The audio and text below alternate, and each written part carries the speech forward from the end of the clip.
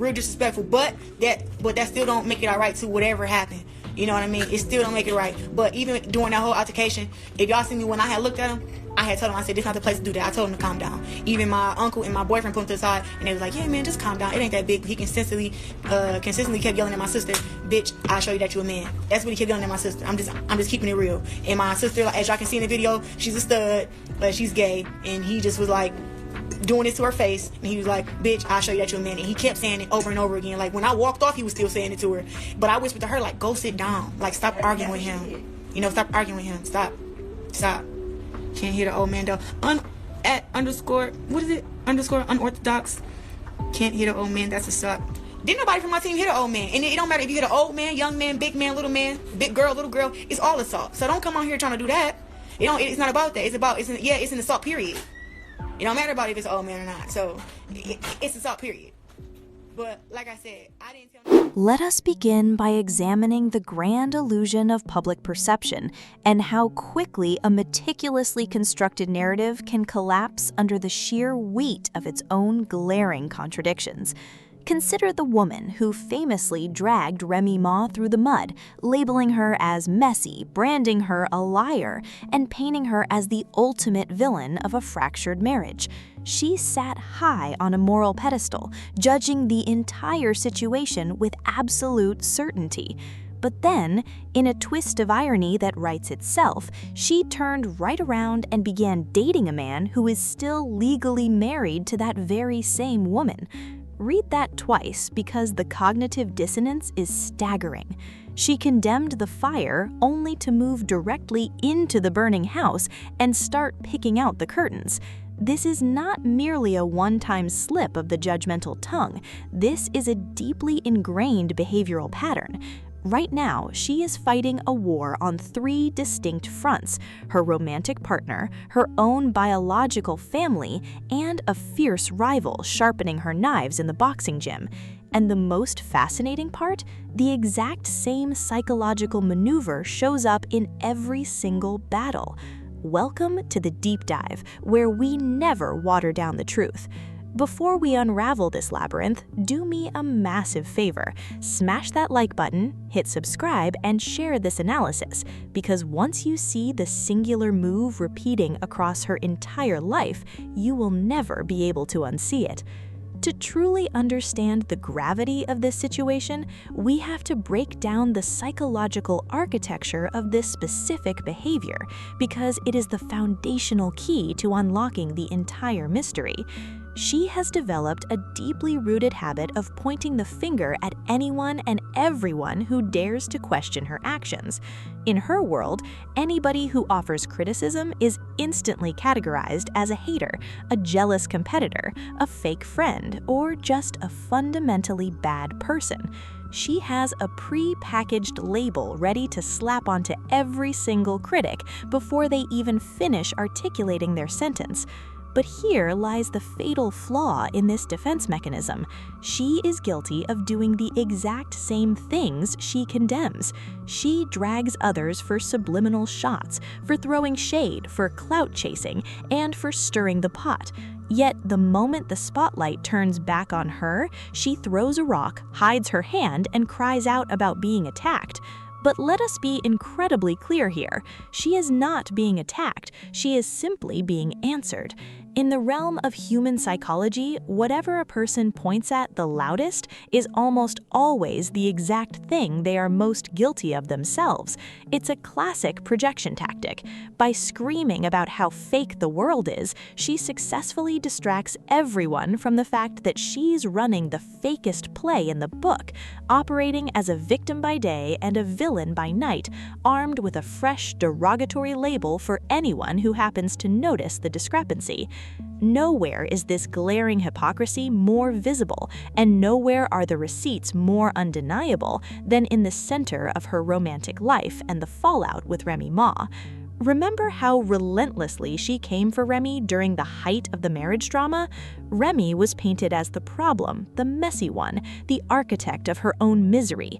She sat in absolute judgment of that entire union, acting as though she was entirely above the fray. And then, the ultimate plot twist. She started dating Papoose, a man whose divorce from Remy was not even finalized. He was, and legally remains, a married man. You simply cannot call a woman messy for the drama surrounding her marriage and then proceed to build your entire love story inside that exact same unfinished, legally binding marriage. The divorce papers were not even signed, which transforms the situation into a masterclass in hypocrisy, complete with a ring light and a curated highlight reel. The very thing she mercilessly mocked Remy for being tangled in, she is now deeply tangled in herself, just from the opposite side of the bed. And if you pay close attention to how she handles the backlash, the overcompensation is palpable. Every live stream, every Sunday, every single comment section is flooded with reminders of how solid they are, constantly repeating the phrase, "my man," as if sheer repetition can manifest reality. But let me tell you a fundamental truth about human nature. People who are truly secure do not need to announce their happiness every 12 hours. When someone is that loud about how perfect their relationship is, they are rarely trying to convince the audience, they're desperately trying to convince themselves. But this narrative of blame and victimhood does not stop at the boundaries of her romantic entanglements, because this exact same behavioral loop bleeds directly into her personal life and her relationship with her own blood.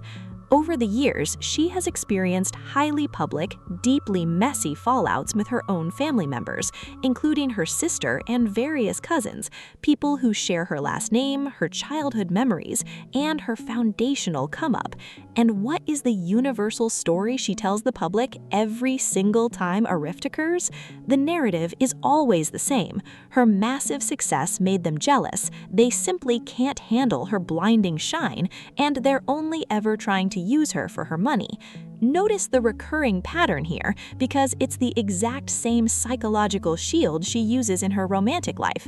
She is cast as the innocent victim once again, while her family members are relegated to the role of the greedy villains.